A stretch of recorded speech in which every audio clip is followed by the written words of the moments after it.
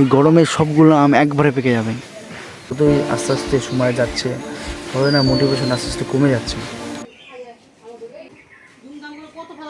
জয় বাজরং বলি। আজকে ভিডিও শুরু হচ্ছে এইখান থেকে। আর আমি এখন আছি ছাদে। এটা আমাদের বাড়ির ছাদ, উপরে আছি এখন আমি। আর এটা হলো আমাদের আম গাছ। মেন যেটা ওঠার কারণ, এখান থেকে আমাদের ছাদের এখান থেকে আম গাছে যতগুলো হনুমান থাকে এখান থেকে তাড়াতে খুবই সুবিধা হয়। তো আমি সের জন্য উঠেছি। আর অলরেডি তাড়ানো হয়ে গেছে, বিকজ আমাদের কিছু তো আম খেতে হবে। পাকা আমগুলো ওরা খেয়ে ফেললে হবে, আমাদের খেতে হবে। একটা সময় মনে হয় যে ওরাও খাক, ওদেরও তো খেতে ইচ্ছা করে একটু পাকা আমগুলো। তখন আমার মনে হয় কেন খাবে, আমাদেরও খেতে হবে। ঠিক আছে, আমরা যখন খেয়ে একদম আর মন চাইবে না খাওয়া, তখন তোরা আসবি, তখন হনুমানদের, তখন ওরা যদি আসে তাহলে আমি নিশ্চিন্তে খেতে দেবো।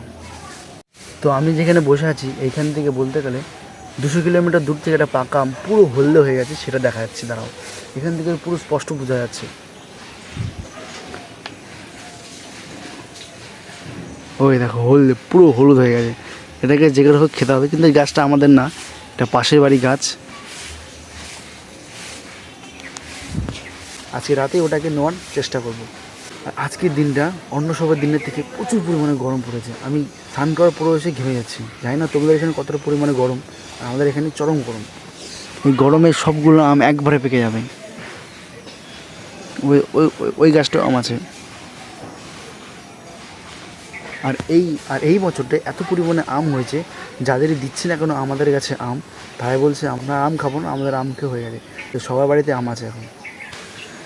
আমি শুরু করেছিলাম একটা ব্লগ, যখন শুরু করেছিলাম তখন একটা কথা বলেছিলাম যে যতই হোক আমি নিজের কাজটা চালিয়ে যাব, ব্লগটা শুরু করে চালিয়ে যাব।